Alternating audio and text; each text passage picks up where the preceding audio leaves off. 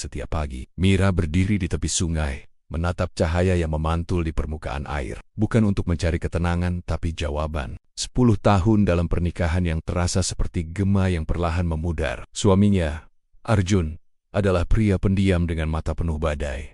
Dulu mereka bicara tentang bintang dan mimpi. Sekarang, kata-kata pun enggak datang. Orang-orang bilang mereka pasangan yang sempurna. Namun kesempurnaan seringkali hanyalah topeng dari luka yang belum sembuh. Suatu hari, dalam pencarian makna, Mira pergi ke sebuah biara sunyi di perbukitan. Di sana, ia bertemu seorang biksu tua yang lebih banyak mendengar daripada bicara. Ia bertanya, mengapa orang menikah dengan seseorang yang justru membawa luka? Biksu itu tersenyum lembut. Kau pikir pernikahanmu dimulai saat kau mengucapkan janji suci?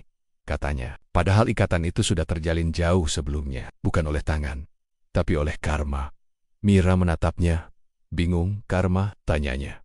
Maksudmu aku menderita karena kesalahanku di masa lalu? Bukan, kata sang biksu. Kau menderita bukan karena apa yang kau lakukan, tapi karena kau belum memahami mengapa kau memilih dia. Mirati. Sang biksu menuangkan teh perlahan. Tanpa tergesa, ada 4 alasan mengapa manusia menikah, ujarnya. Pertama, cinta murni, jernih, dan langka. Kedua, utang jiwa saat satu jiwa berutang pada yang lain, entah dalam luka atau kebaikan.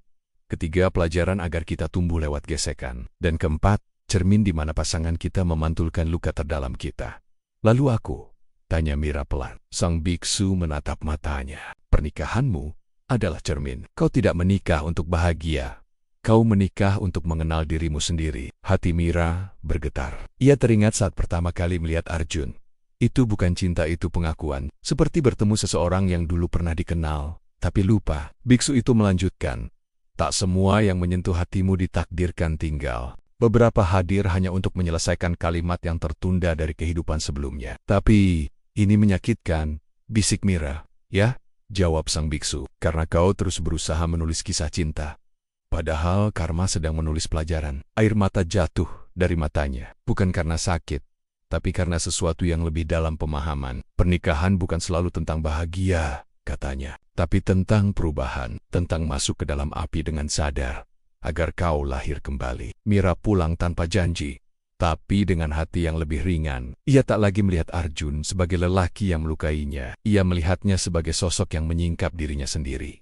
Hari-hari pun berlalu. Suatu malam, Arjun bertanya, mengapa kau tak marah lagi? Ia menjawab, karena kini aku bisa melihatmu. Bukan sebagai musuhku, tapi sebagai cerminku. Aku bertemu denganmu, agar aku bisa bertemu dengan diriku sendiri. Arjun menunduk, tak tahu harus berkata apa. Tak semua kisah cinta berakhir dengan selamanya.